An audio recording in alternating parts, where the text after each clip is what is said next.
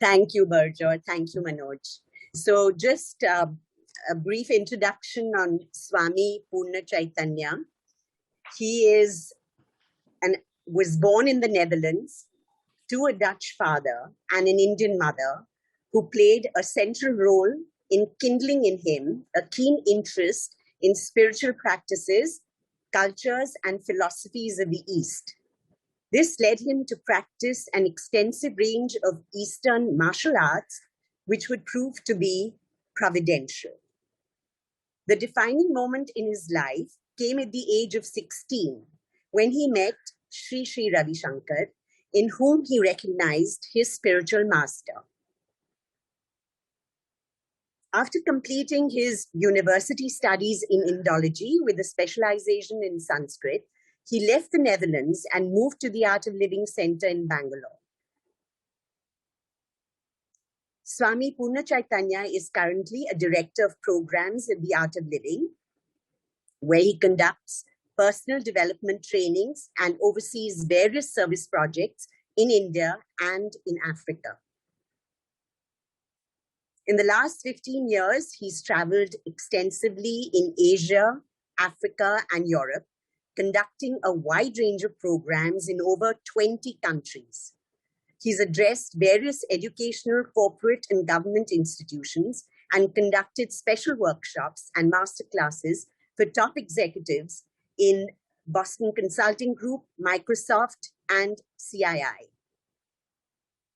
At the cusp of a critical moment in history, Swami Purnachaitanya has opened the treasure of ancient knowledge and has been selflessly sharing the peace, joy, and fullness he has found in his life with hundreds and thousands of people. Swamiji has just very recently written a book, Inward Journey, on which I'm sure he will elucidate. It's about mindfulness, meditation, the similarities. Are they synonymous? So more than that, we would like to hear his point of view and what he thinks we can do in this chaotic situation of the pandemic to reduce our stress and be in a state of mindfulness. So here he is, Swami Purnachaitanya. Thank you, Uttaraji and Burjurji. This is a very elaborate introduction. I have a lot to live up to now. First of all, it's a pleasure to be here with all of you. Namaste. I hope everyone is safe and healthy during these unusual times. As it was mentioned, I was born and brought up in the Netherlands, completed my education there, and then after that came to India with so much of enthusiasm that now my English has become quite Indian. But I've traveled a lot, also in quite adventurous parts of India. I spent 6-7 years mostly in the northeastern region, where I took care of a lot of our activities there, service activities, including places like Manipur, Arunachal Pradesh, Assam, Nagaland, and the whole China, Myanmar, Bangladesh border, and nearby places. Nepal, I've been a few times, Bhutan. And the last 2.5 years, I've spent most of my time in Africa. And I spent actually most of the lockdown in South Africa. I had traveled to Western Africa, for those of us who've been that side, Ghana, Nigeria. And I was to prepare the maiden visit of Gurudev Sri Sri Ravi Shankar Ji to that part of Africa. And then suddenly, as we all know, things went sideways, some way. And India closed her borders overnight. We had a very short notice, so I was still there, could not come back at that point. And Europe was also very bad. So then decided that it's better to stay in Africa. So I quickly went to South Africa. And while I was there, of course, we moved a lot of our activities online, as most of us would have, to whatever extent possible.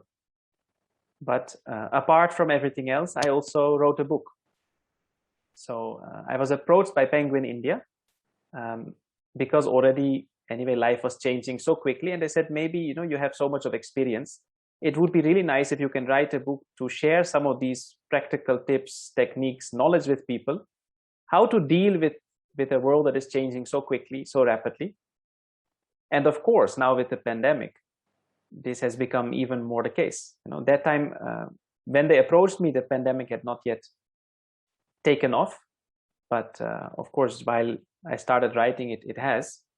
And I just wanted to touch upon a few of these points before we go also to some of the things that I want to share with you today, which are also a little bit related to the book. As Uttaraji suggested, it's nice to give you a bit of a sneak preview to that as well. But I think more than anything, this current world scenario, the pandemic, and all the impact it has had on so many aspects of our life has made us all the more aware of the fact that almost everything around us on which we rely for our sense of security, our happiness, our sense of peace, our confidence, or stability in life can change anytime. And this is nothing new. It has always been the case. It's just that now it's really in our face. You cannot deny it. People who thought that I am quite healthy, I go to the gym, I have a good diet. Of course, we know people get sick, but you're quite well off. So probably nothing much will happen anytime soon. Now people may be really worried. They may be young, healthy, fit, no medical history. But with this pandemic, you never know. We've all heard stories where, of course, most people end up okay, but some don't. The same way people may rely on their social life. I mean, you have such a wonderful community here. I am sure for many of you, it must have been quite challenging that you cannot physically meet people for so long. I know personally people who were not able to visit maybe their family members, or if at all, not as regularly. And also, of course, out of a sense of concern, someone may be elderly, you don't want to expose them, but you're missing out on that human interaction, that time together. Sorry.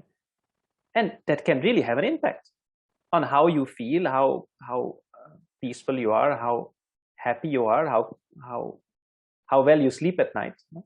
In the same way, I know many people who lost their job, even though they were working for a company for the last 20 years. I know people who had to shut their business. They had a very successful restaurant, which was going to expand to a few more cities, which now they had to give up, because it was just not possible to keep managing the cost. And I'm sure we all know many such examples. So all those things that we counted on, be it our health, our financial situation, our job situation, whatever it may be, started shaking. And then you realize that unless you know how to manage your mind, there is no guarantee that you will really be happy or comfortable in life. Yes or no? I mean, people started realizing this earlier also, but now it has become even more prominent. Yeah. I will not take names for privacy's sake, but during this last 1 year, I have conducted personal sessions also, or in small groups, for some of the literally the most wealthy people, not just in India, but in the world, And you would think that, these are people who can buy an island if they want. If they say, okay, I've had enough of this, I'll buy my own island. You can build your house, have everything there. But it's people who have literally everything you could possibly think of on a material level. And even on a social level, they command a kind of, influence that you say they can arrange almost anything. And yet these are also people who have trouble sleeping at night, who are not able to be comfortable, even in such a wonderful home. You may have the most delicious food in front of you, but if you are disturbed, you cannot enjoy it. And if you're really disturbed, you cannot even digest it. And this brings us to a point that you suddenly realize that we have never really learned, either at home or at school, how to effectively manage our mind. Yes or no?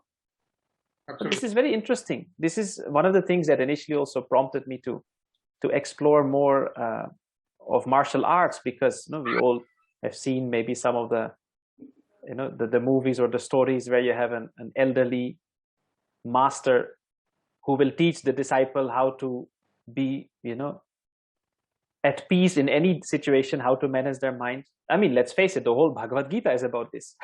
How do you maintain that peace and have that clarity to be able to make the right decision and take the proper action, even in such a challenging situation as a war, and not just a war between your own family members. So we have never really learned. I mean, for those of us who remember when you went to school, sometimes a teacher used to tell you, pay attention, focus, concentrate. You may have even used to tell yourself that when you were studying, you tried to concentrate. But telling someone or telling yourself and doing it is a different thing. Yes or no? You may be so disturbed or anxious, and logically you may feel that there is no reason to be so upset or to be so insecure, but thinking that doesn't change it. Or you have a friend, a near or dear one, who is very upset about something, and you tell them, oh, but this is such a small thing, no, just drop it, never mind, chhod do yaar. It's not that they don't want to drop it, but how to do it we have never learned. Yes or no? And because most of you in one way or the other are, we can say, leaders, you are people who either on a social level or a professional level, people come to you for guidance, or you are expected to take decisions. Some of you may be in a top position where that is where the buck stops. And if we really look at this, and this is something I learned from my master, because once he gave a beautiful talk in the European Parliament about leadership, and he said a very interesting thing. This is many years ago, but I remember he said, a true leader, the true definition of and role of a leader is one who knows what to do and who can take charge and steer the, you can say, ship into clear and calm waters when the system fails. Because when the system works, the role of the leader is very minimal. But if you look at most of our leadership programs, courses, how do we prepare our leaders? It is just teaching them how the system works. Whether we talk about MBAs or governance courses, which is actually very interesting, because when the system works, their role is limited. In the sense, they don't have to do too much. As you know, if you're at the head of a company, if the people below you do their job properly, your role is very limited. The work you have to do is very limited. But when the system fails, that is when people come to the leader. Yes or no? That is when they say, okay, we don't know what to do, you have to tell us what to do. And this is where we see this was a big problem, whether it is in the business sector, whether it is in government, because suddenly people, they also don't know what to do, because we've not been prepared for this. We have never seen this before. So we prepare our leaders to understand and function within the system, but when the system fails, then what to do? That is why in ancient times, it's very beautiful in this country, this whole subcontinent, we can say. There was something that was called Raja Yoga. It was yoga, it was a knowledge of how to manage your mind that was given to the kings. They were given a special training. And they had the Rajguru to teach them all of these things. But because in that position, you need to be. You need to have a certain level of clarity of mind, of intuition, sensitivity, sensibility, that skill in perception, observation, expression, communication, to be able to guide and to be able to function in such a situation. And to inspire the people who are below you, working below you, or that look up to you for guidance, inspire them. And nowadays, of course, we see that even in management circles, we have a lot of these things that are coming up now. Things like intuitive leadership. And that is where things like mindfulness, meditation, also now, if you see, they're becoming much, much more popular, because people are realizing that if we don't address this aspect, if we don't attend to this, there is no guarantee that people will be really effective, that they will be really successful. So I thought today I wanted to just touch upon some of these things, because of course we have a limited time, but it may be interesting to understand a little better how the mind works. And of course, for those who are interested, now my book is available. It's easy to pick it up. Amazon, Flipkart, everybody delivers. So for those who would like, in the end, I can share the title. The book, it looks like this. I have one copy ready nowadays. It looks like this. The title is Looking Inward, Meditating to Survive in a Changing World. I'll share it in the chat also at the end for those who are keen. And of course, again, a challenge also now with the book, we cannot do any offline events yet. I'm not traveling as of now. But the feedback also has been really good. No, even we have had people like, for those of you who may know him, like Luke Coutinho also has given a wonderful few lines about the book, and like that. There's a few more people. Like some of you may know him also. Yash Virla has given a and of course we have more people who have gone through it. Even people I know, some I don't know, they've given really good feedback. But the idea was this: that how to make some of this knowledge that I have experienced, collected over the last 15-20 years, learning from my master and conducting so many programs across the world, into practical, applicable principles that anybody from their home also could start with. Of course, a book can never be equated with, learning something under the personal guidance of someone over a longer period of time. But there are definitely things that with a prolonged practice you pick up, where you say, oh yes, this works, or this is how it's very easy to relate. And one thing I've touched upon is how the mind works, how our mind works. Because even though we have never really learned it in detail, it's not something that is chaotic. There are principles, there are different laws that govern our mind, just like there are different laws that govern our body. For example, on the level of the body, if you want to achieve anything, you have to put effort. This is what we know. If you want to become more fit, you have to exercise. You have to do something. You want to lose some weight, yes, you have to go to the gym, or you want to build some muscle, you want to become more flexible. It requires effort. You want to learn how to play an instrument, for example. Say you want to play the guitar, the piano. It will need practice. We have to put effort. But the problem is, on the level of the mind, this doesn't work. And that is where many of us, we make the first mistake. I mean, we can't be blamed, because we've always been taught that to achieve something, you have to put effort. But on the level of the mind, it is actually the opposite. It is where effortlessness works. For example, I'm sure all of you can relate. When you really try to remember something, the harder you try, it doesn't come. Hi, Anna. You think, oh God, it's on the tip of your tongue. And then the moment you drop it, suddenly you remember. When you say, "Arey, chhod do, never mind."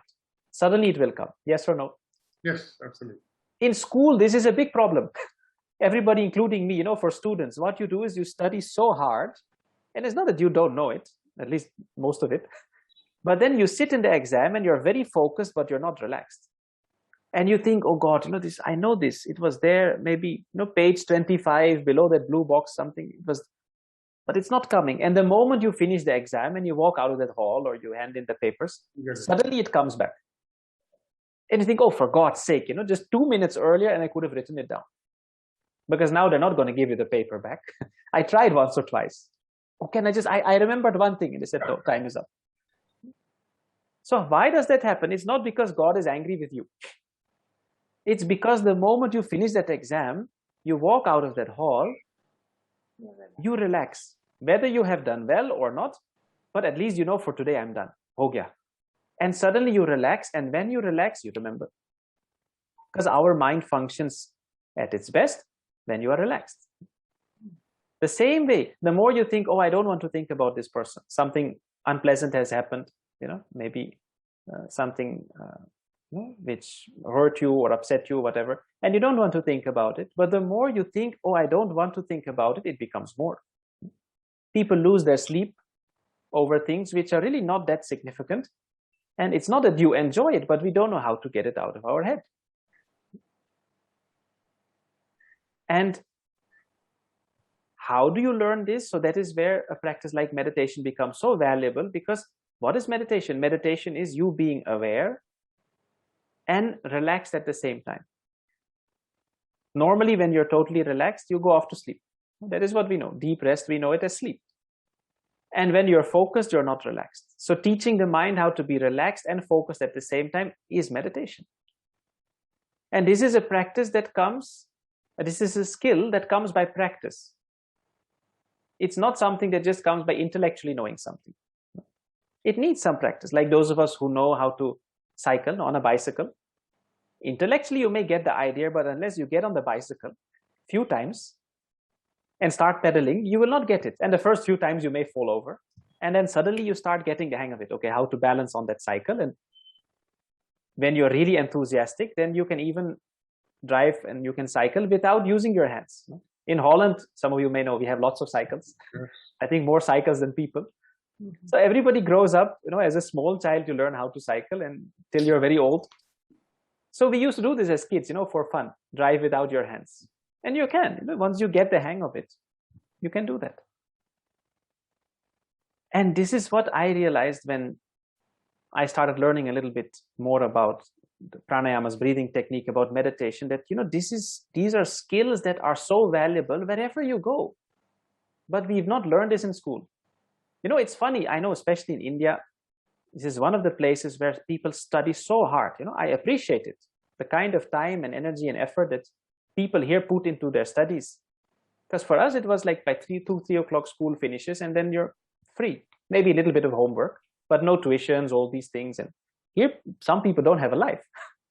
They study so much, and then you may have very good grades. You may come first rank, but then when you apply for a job, there are 20 other people who will also had first rank, because it's a huge country and there are so many people. So you are not going to stand out there much. There's another 20 people who did just as well or maybe even better than you, and you go for the job interview. Now, why will they give the job to you? They are going to see, okay, all these people, okay, they know their stuff. That is done. Next, okay, now what kind of person is this? Are they a nice person? Can they perform under pressure? How are they socially, Because nobody wants to work with someone who's all the time stressed or depressed. But we have not taught people this. I remember one of the top companies in India. Again, I'll not name the company just for their privacy's sake, but the head of that company, he came to me once. We met in a conference and we had a chat, and then he shared a very interesting thing. He said, Swamiji, last year we hired 6 of the top 10 of MBAs in the country, MBA graduates. So really, like, almost all the best ones. And he said after 6 months, we had to fire more than half of them because they may have been very good at studying their subject, but they were not able to perform in a team or under pressure. And it was a big challenge for them, because for them, nobody wants to fire someone. They prefer to, build them up and take them along. But they said it's a big challenge. So we have people who are very well educated, sometimes overqualified, but they're unemployable. And this is just one example of how relevant this knowledge is. Now, like I said, in this situation, even more so. I know people who are very successful, doing very well, and many of them didn't know what to do with themselves in a situation like this lockdown. And you can't blame them because we have not been prepared for it. But then it shows you how important this knowledge is. And one of these things is how does the mind work, how to manage your mind. Even if you see, in life in general, everybody wants to be happy, right? I'm sure all of you, at least the ones who came for this session because they thought maybe, I will pick up something useful. And we do so many things, in our life, whether it is the family we raise, the house we build, the life we create for ourselves. And if you look closely, behind all of these things is that thought that this will make me happy or it will keep me happy. Yes or no? If it's not going to make you happy, then why bother? Who wants to work such long hours, do so many things? Because I know all of you, because you are here, it means you have really put in the effort. You would have done so many things to be where you are today. You are not just sitting lazy somewhere. I'm sure. Which means, yes, that drive is there, but then if you observe those things that give you happiness, don't always give you happiness. It's a little bit of a gamble. Like there is a new restaurant that has opened, let's say, I don't know, depends on your preference, of course, but let's say a nice Italian place. And you have gone there with some friends and the food was so good and you felt so nice. And then a few weeks later or 1 or 2 months later, you think, oh, I would like to go again. Because you felt so nice, it gave you a lot of joy, happiness. And then you go there and the food is still good, but it's not the same. The feeling is not the same. Have you had this experience? It could be with anything. It could be a movie you have seen, some music you have heard, a place you have gone.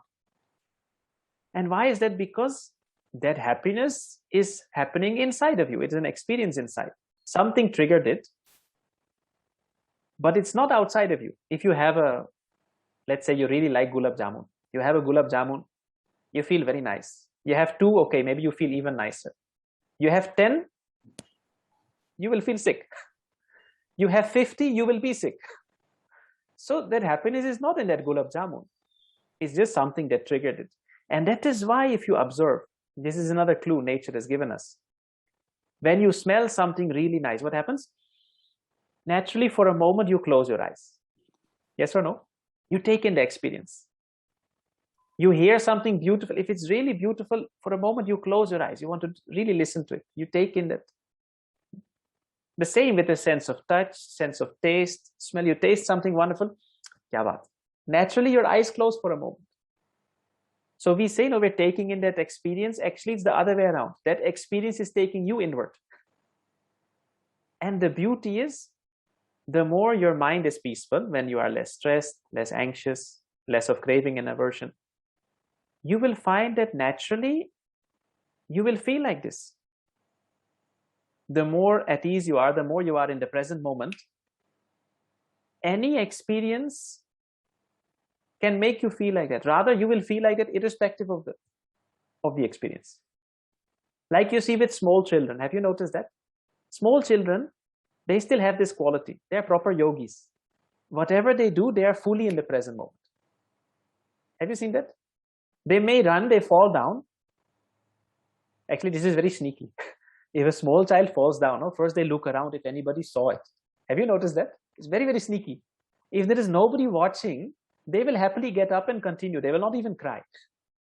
But if they see someone saw it, they will start crying and they will get a good pampering. It's very sneaky. But even if they're crying, then if you show them a lollipop or a chocolate or something, that very moment the smile comes back and they're back. Tears may still be coming down, like the tap is not yet turned off fully, but they're happy again. Small child wakes up in the morning, they don't think, oh, yesterday, why this happened to me, or what will happen after 1 week. No, they wake up, okay, let's play. Anything they do, they will do it with so much of enthusiasm, because mind is not stuck with the past or with the future. And the beauty is, the more we learn how to manage our mind, you will see that this shift starts happening, where instead of living your life as a pursuit of happiness, you start living your life as an expression of happiness. This is very profound. It's very meaningful, where you can still do all these things, like you're going for a picnic. Wonderful. So you don't go for the picnic hoping that, okay, maybe then I'll be happy or it'll be nice. I'll feel nice. No, you can do it happily. Have your tasty food, but you don't have to have it because it will make you feel good. No, you can feel good and have it.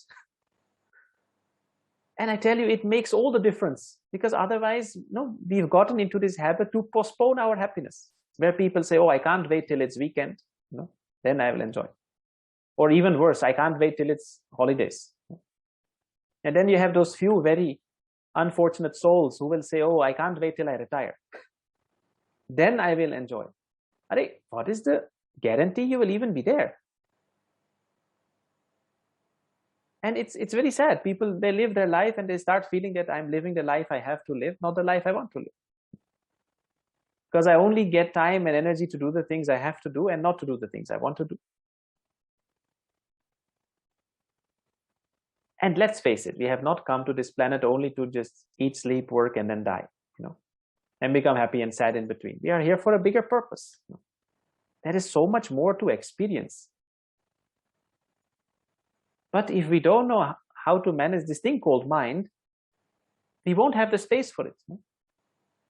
And of course, nowadays, yoga, meditation have become so popular that it's a big business. There is a lot of money to be made, which means there are many people who will make all kinds of things available under the name of yoga and meditation, which need not necessarily also be that. Like now, some of you may have heard, we have things like goat yoga or bear yoga, and it has nothing to do with yoga.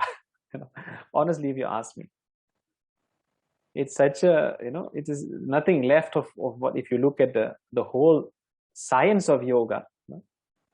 In the same way, under the name of meditation, nowadays you can download an app and It will be a big relief to see that, oh, we can have a 2-minute meditation. Okay, that will fit into my schedule. But that is not going to give you, it's not going to be meditation actually. Yeah, 2 minutes you listen maybe to some flute music, you feel nice, you relax. But meditation is something so much more. And as Uttaraji mentioned, I thought, let me just touch upon this as well. I hope it's not too many things, but mindfulness, if we see nowadays, is become very popular as a, it is a practice, but also as a, you can say, a more secular word for meditation. I know many of the corporates, they're very happy with this word. When I was in South Africa, also a big company, they asked us to do some sessions for the employees, but they said, don't call it meditation, call it mindfulness. Because meditation had too much of a religious connotation. And okay, you can say, okay, no problem, we are flexible, we do yoga. But technically, mindfulness is something different. And we see nowadays many of the so-called mindfulness practices are people equated with meditation.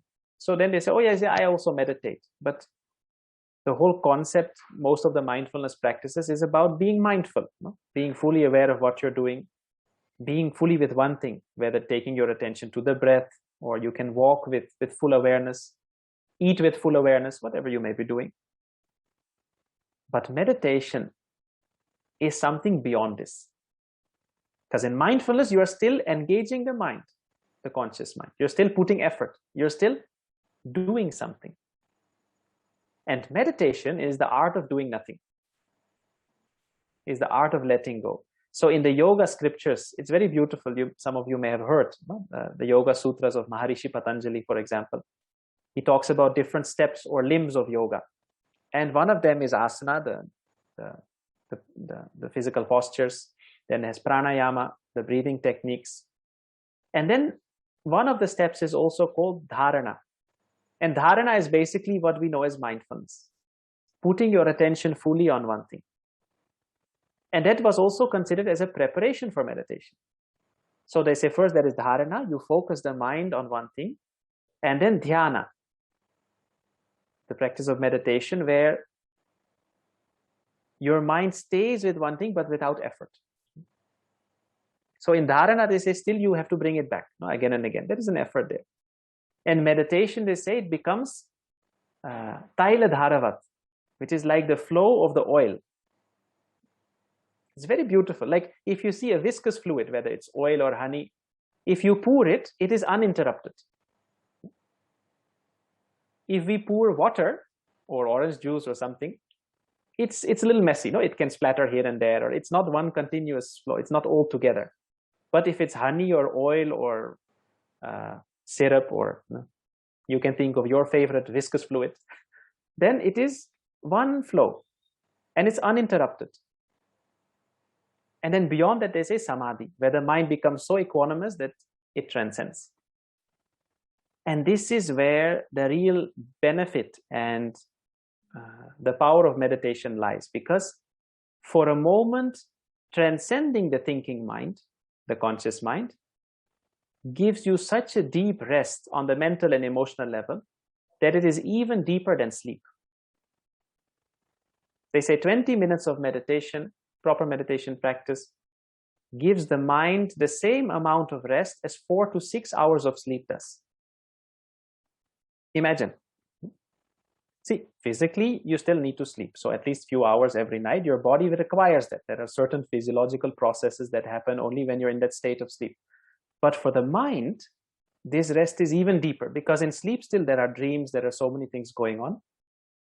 And I'm sure many of you would have had this experience sometimes, that even after 6, 7, 8 hours of sleep, you wake up in the morning and physically you may be rested, but the mind doesn't feel fresh. And that is when you say, oh, first I need a cup of coffee or a cup of tea, or take some time to get out of your bed. Or nowadays, sometimes people say, okay, give me a Red Bull, or some energy drink, or some peppy music to get you going in the morning. Because nowadays we have so many impressions. Life is much more stressful, much faster. And we have not learned how to compensate for that, how to give the mind the rest that it needs. And that is when people say, oh, I don't have clarity. I don't know what I want in life. You ask any young person, almost everyone will say, I don't know what I really want to do with my life. I don't know what I want to study. I don't know. no clarity, because such a chaos inside. So a practice like meditation has become, like in the book I mentioned this somewhere, I said, nowadays, if you ask me, it's not a luxury, it is a necessity. If you really want to be happy and peaceful in life, and if you want to be successful, because you carry your mind wherever you go. Your perception, observation, expression, communication, everything gets affected. Your sense of empathy with the people around you, sensitivity, your intuition. Now, I was not sure whether we have time also for a short experience, but maybe first, because I want to do justice to that as well. If anybody has any questions, because I want to give some time also, because there may be specific things that you would like to ask, and it's much nicer if I can share something that is relevant to you directly, rather than me just doing my talk. It's not that I need an audience, I have plenty of those. So it's not for me to feel good, but it would be nice if it adds some value to where you are in life right now. So is there anybody who would like to ask anything, maybe based on what I've shared? Sure. May I start off, Swamiji? Yes, of course. Firstly, you will have to sort of help me understand how to start a basic meditation. I mean, I know people say just concentrate on, say, a seaside or a hill or something like that, and then sort of, or concentrate on your breathing. It's all, how does one sort of really start meditation? I mean, if it's in your book, then I won't waste your time. I will certainly get your book. So, yeah, it's a little difficult to do justice to that question in just 1 or 2 minutes. Fine. But yes, this is one of the things I have explained in detail. And it's not that there is only one correct way, because I know there are different schools. Like in the Art of Living Foundation, we teach a meditation technique. That doesn't mean that is the only way, you know. So in the book also, I have not said that, okay, there is only one way to do it, but I have given people, you can say, some of the main points that you say, okay, because like you said, there are many people now, they are looking maybe to start a meditation practice, or to go, they want to go a little deeper. But then how to know that you have something proper, you know, how to know that you're not just looking in the wrong place, or missing out on something important. Right. So I've explained all those things in the book so that it empowers people. There are some exercises in the book as well. Each chapter ends with an exercise that build up to your own meditation practice. But even beyond that, if you say, yes, I would like to go deeper, this will give you a foundation that will at least allow you to say that, yes, I'm on the right track. And many practical do's and don'ts, places where sometimes we get stuck, we can avoid, don't have to reinvent the wheel. So yes, I can definitely recommend it. Very good. Rahulji? Yeah, Bajor, can I go ahead and ask? Please, Rahul. Swamiji, you mentioned that your body performs the best when it is relaxed. Yes. But we know several people who can perform best only when they are under pressure and when they are stressed. I mean, when there are shortage of time for the tasks to be completed, or the task is far more complicated than what they have been trained for. So it's when they are under pressure and when they are under stress that they really perform brilliantly. If you give them easy tasks, if you give them relaxed environment, then they are really not able to perform. How do you explain this contradiction? So here, Rahulji, the thing is that here we're talking about a situation where someone has to be, you can say, pushed a little bit to do his thing. But if you see that, even in the ancient scriptures, they said, no, like there are different steps if you want to get something done. First, you do it by talking to someone, giving them gifts, and the final method is taking the stick, danda. So some people, of course, they need encouragement, or they need to be put under pressure to perform. But even then, you may say that in a quantitative way, the output is more. Like you said, no, they have to do a task. So under pressure, they will perform, they will get it done. But that is not the best of their capacity. So they may do more than before because they were just sitting idle, and they didn't have maybe the motivation or the inspiration to do it. But I tell you, those who perform under pressure, are not performing at their best.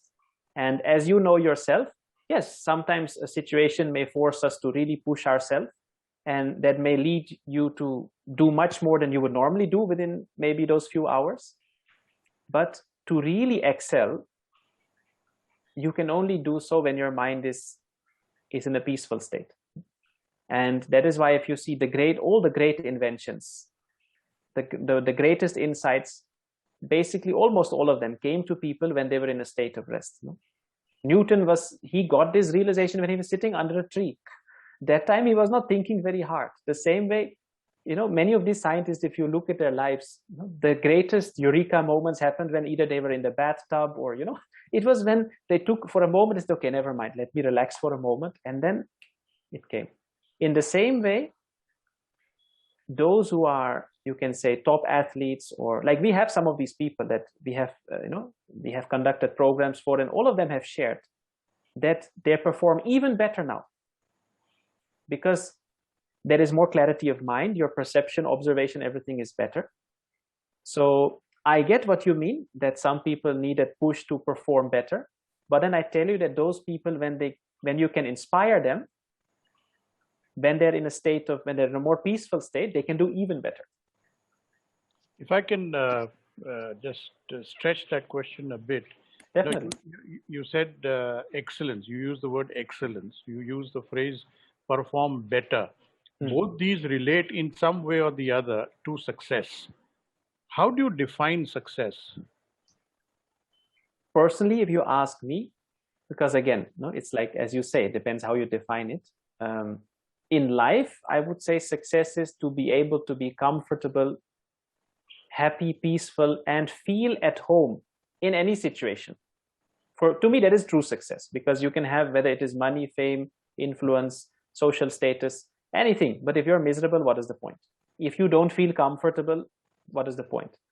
When it comes to specific fields, yeah, then it's a difference. If you say, okay, when it comes to chess, you can say success is being the number one player, or being able to simultaneously, have matches with, say, 100 people and still win. But in life, I would say true success is that being able to be so centered and so stable inside that in any situation, you can have that clarity, that peace of mind, that enthusiasm. That is true success. Thank you. Arjun, can I ask a question? Please. Yes, Ashok. Swami, I was just finished reading a book by Mukherjee on genes. And in that, it brings out that, there's a very little difference between a normal and an abnormality in terms of when you take it at the gene level, at the chemical levels. Yes. And it seems is that it's very much beyond a human's control, or human can control those things, because there's too many variables working at the same time in the human body, human mind, and they're all interacting, etc. So does meditation put all these things also right? If there's a defect in the genes at gene level only, or if there's some abnormality at that level? So I can share one very interesting thing. I am not a genetic scientist myself, but I know a person who is a professor, and specifically in this field has been doing research for, I believe, more than 20 years now in Oslo University, Norway, in Europe. And he published a very interesting research where he had taken some of the meditation practices, including what we teach, and he actually found that a regular practice, which means a daily practice of these techniques, affected the physiology up to the level of the DNA of the genes. And what they concluded from the research is that, and it was amazing for me to hear, that there are about, I forgot the number, I think it was between 100 and 200 genes that are in the genome. There are these genes that are responsible for what we normally call the hereditary health problems. Like there are certain things, they say it's in your genes. Like you may say, okay, your father also used to get diabetes, whatever, so you have it as well. So there are between 100 and 200 genes, I believe. that that are responsible for those, you can say, genetic hereditary problems. And they found that the regular practice of this, the breathing techniques and the meditation, suppresses those genes. So that means, in a way, you can say that it actually improves you on the level of the DNA. So that means where normally we see that nowadays, some of you may have seen this, that this gets expressed at a much earlier age. Normally those genetic problems used to surface when people are 50, 60, 70, when they're old. Then you started seeing it even when people are 40, 50. Now sometimes even people in their 20s or 30s start having these problems.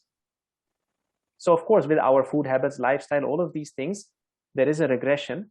But then they found that, say, for example, you may be genetically prone to a certain condition, but then these practices actually suppress it. So this is one research I'm aware of. There may be many more, but it's fascinating to see that for any genetic issue, does the type of medication also changes, or meditation is one standard umbrella under which everything gets covered? So the thing is, our system, if you see, it's the physiologically is closely connected to our mind and our consciousness. That's why if you see many of the health problems nowadays are what they call psychosomatic. So we cannot say that meditation is a cure for everything. But I have so many people who, with regular practice of the breathing techniques and meditation, have been able to drastically reduce or even, move away from either some of the medication they were taking, or get so much of relief from health conditions, because many of these conditions were also partially or entirely created by that mental distress. So you're actually taking care of the root cause. If you have a high blood pressure, they may give you a medication to control it, but you're not attending to the root cause. And if the root cause is because someone is very fearful or stressed, or their lifestyle is very stressful, yeah, then this is a big problem. That's why you see people like Luke Coutinho, who is doing such a wonderful job. He's very successful. It is an integral part of his whole diet and lifestyle package that people need to meditate. Because if you leave out that aspect, you can only do so much by changing the diet. Thank you. Thank you, sir. This is attending to the mind can have a very profound impact on all of these levels, definitely.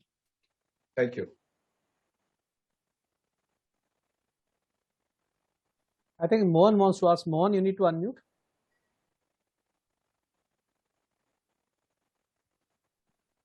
Mohan, you need to unmute, Mohan.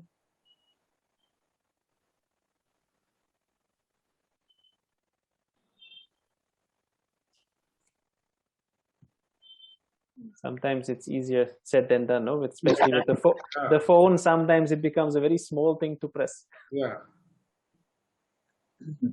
Yes, now we can hear you, I think. Swamiji? Yes, Mohanji.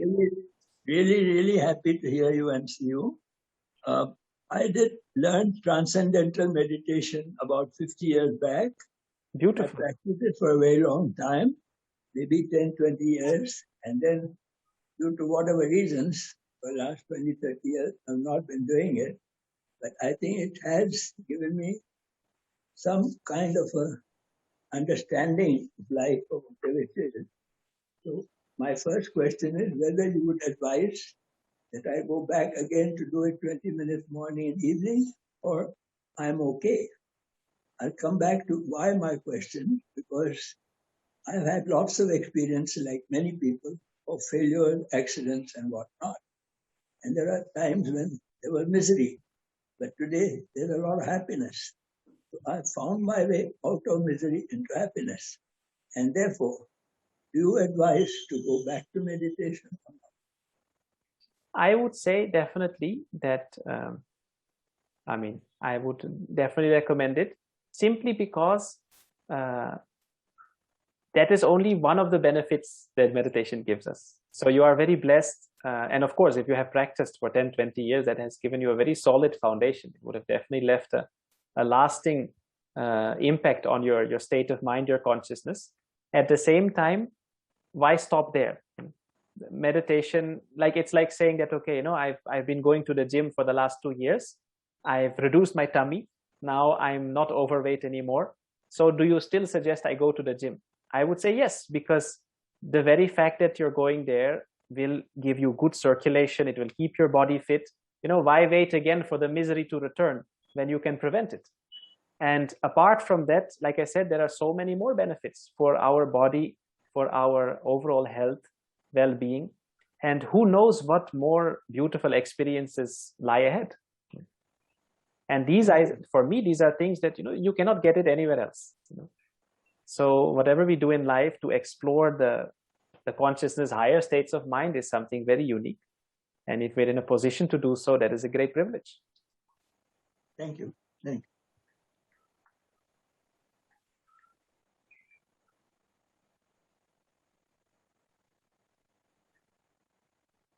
Any other questions? Suruchi ji, then you may have to unmute if you're asking. Yeah. Would it be possible, Swamiji, to take us into a little session so that we can practice it and go deeper after reading your book? But at least we can start with you. Yeah, the only thing is then again, to do justice to that, like I cannot tell you that a 2-minute app doesn't work and then give you a 2-minute meditation. But Right. maybe what we can do, because I also want to do justice, I want to give you a proper experience, not something. But what we could do is maybe, if people are keen, I am more than happy to come back sometime, and then we can actually have a session on that where I can guide you. I can teach you 1 or 2 simple breathing techniques as well. Wonderful. We can do a guided meditation. Wonderful. If people would like that, just so that I can do justice to it. Do you do them regularly for people on a daily basis? I mean, I do many things, but we actually have, and Uttaraji also is probably aware of it because her son Ray also regularly joins. I have been doing some programs, like signature programs for different groups, like we've done also for YPOs in the US and India as well, and for some other organizations. And we have a regular program, like once a month, twice a month, we connect, where we have like follow-up sessions as well. So if people would be interested, I am more than happy to connect you with our desk that coordinates these programs for me. And then we can definitely explore if for all of you also we can do something. Would like to be connected to that. Definitely. So then maybe what I can do is I can share the contact with Uttaraji, she can share with Burjorji, and then you can see how to, you have your way to organize these things. I know. But I hope it was useful, and it was maybe a little thought-provoking also, that it gives you something to think about. Yeah, very much. And what was more surprising, Swamiji, and now that you said it, and I'm trying to think back, that you achieve more when you don't do anything, actually. And I mean, it's funny enough, it has just struck me that when you are calm, you are able to sort of think more clearly. It's true. But we are so stressed, and there's so many things to do. In fact, this begs this question, which I'm going to ask you. Most of the time when I hit the pillow, I'm asleep. But of recent, I find that my mind is racing on things to get done, to do, have not done. And I don't get sleep for some time, and then I go to sleep. I don't know how suddenly this change has happened. I mean, I don't think it's to do with the lockdown or anything, or maybe, I don't know. But my mind is extremely active, and I just can't get sleep. I just stare at the ceiling for some time. And then, of course, I sleep deeply. But there are moments when I just switch off instantly. And there are moments when I'm grappling with this. My mind is racing. It's actually racing. So I have to open my eyes because I can't sleep. I can't. How do I explain this?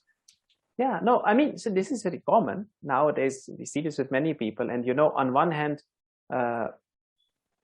some of this is also, it's not always, some of it is subconscious also. Like you may be not very stressful, but you're dealing with people who are very stressed. There is a lot of uncertainty. So somewhere on some level, there is a stress on the system. And the beauty is, because in meditation, we learn how to consciously relax the mind. So it is not just when you're sitting to meditate. Even later, when you sleep, for example, it's much easier to sleep because you have taught your mind how to let go. The same way some unpleasant experience may come your way. We cannot avoid this sometimes. That is part of life. Challenges will come, difficult times will come. But then the whole scale is how quickly can we let go of it? How much does it stick to you or it doesn't? And we see this so many times. In the same situation, you may not get much affected. You may be quite unfazed. while another person freaks out. And in the same way, sometimes you get really upset or hurt because of something, while other people are like, "Arey yaar, why are you taking this to heart so much?" True. So, yeah, these are all very valuable skills. So I have taken the liberty to share just the title, the name of the book, and for those who are very keen, also the Amazon link is already there, just for reference. Of course, Uttaraji also has it, the name and all. I had shared it with her. Okay. The book is called Looking Inward, Meditating to Survive in a Changing World. Excellent. For those who are curious to explore a little more. Yes, very much. And of course, because I've seen, especially during these times, many people are struggling. Please feel free to share it with people. If I invite everyone to check it out. People have gotten back to me saying they really benefited. So that was the main purpose. A book is not going to make you rich. Actually, it's a lot of work. I found out after writing it, it's more work to spread the word and share it with people, and then some interview here, some talk there. But the whole idea is that how people can benefit, because not everybody may be in a position or in a mood to directly join a program or a retreat or, to go somewhere. So from the comfort of their home, people can explore, and at least it can give them something to deal more skillfully with all the challenges we are facing. Bhargava, can I ask you a question? Please do so. Yeah, Swamiji, is your book also available on Audible? Audible, not yet. As an ebook, as a Kindle edition, it's there. For Audible, it will come because already now the book, we've had quite a few requests also from abroad already. So it'll be translated into various languages. And there is a publisher in the UK that is very keen for me to record it with them. So I may either go there or do it somewhere here. So it's in the pipeline, but audiobook is not yet available. Okay, thank you.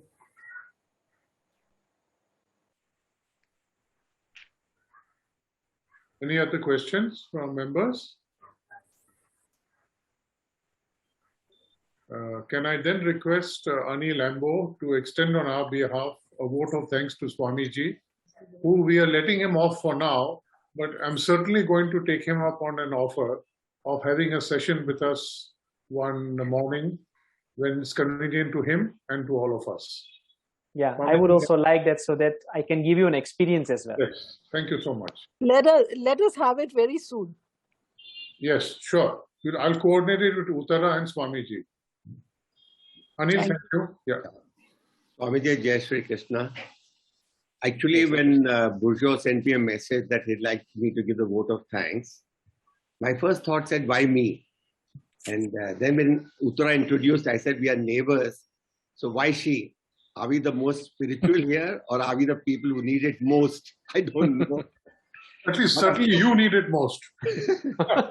but I can tell you one thing, that it's been absolute delight, because you're absolutely basics. Absolute basics were talked about.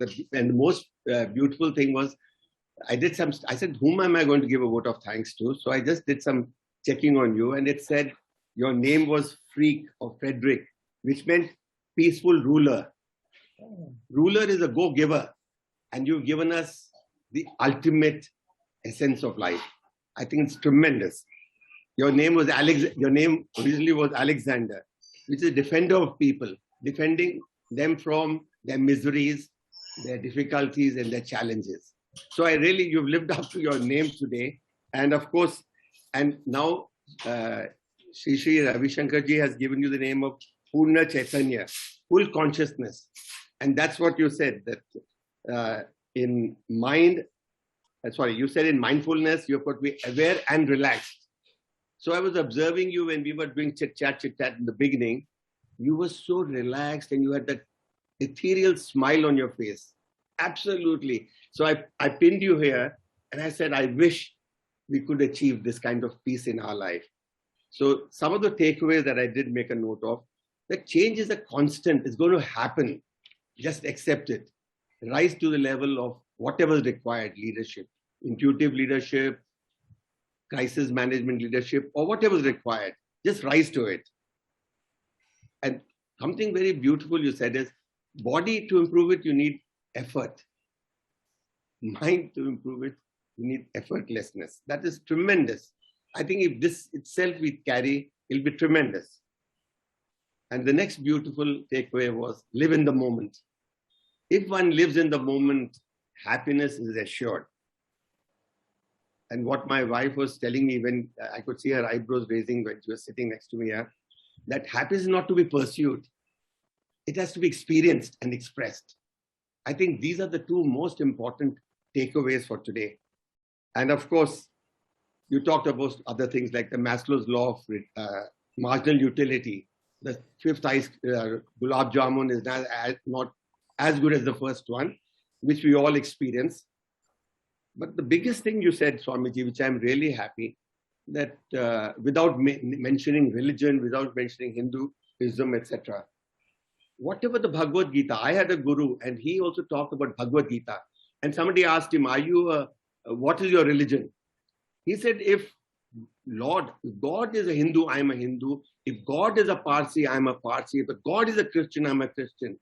And Bhagavad Gita, as you slightly mentioned, is just in passing you mentioned, is got the solution for every single thing.